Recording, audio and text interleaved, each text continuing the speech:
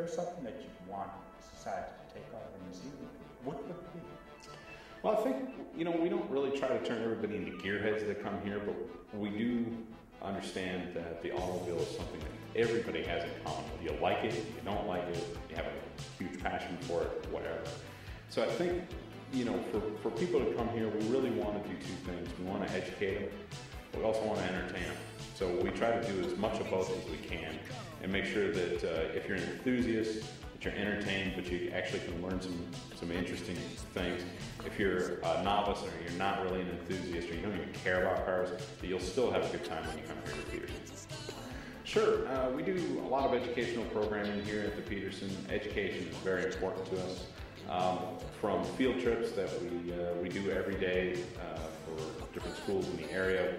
We have our Discovery Days and Discovery Hours, which you can check out on our website to see when the next one's coming up. But, you get to do craft activities, there's story time, all that kind of good stuff.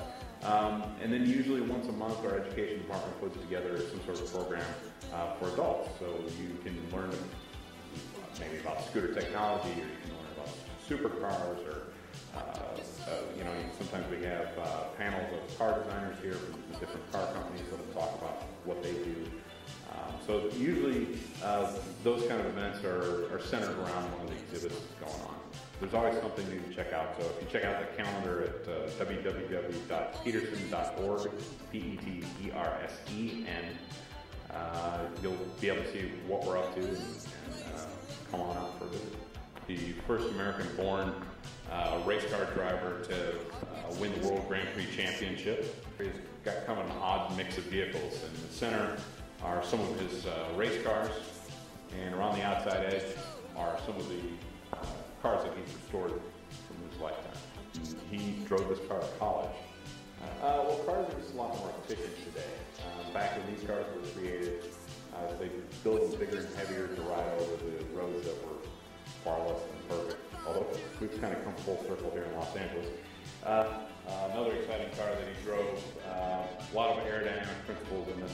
Packard is a car that he restored back in the 70s and actually won Best of Show at Pebble Beach Concours d'Elegance in 1977. You can see with Made in LA, many cars from the Southland, celebrates the fact that in the 1950s and 60s, 90% of the vehicles that raced at the Indianapolis 500 were built within 12 miles of this museum.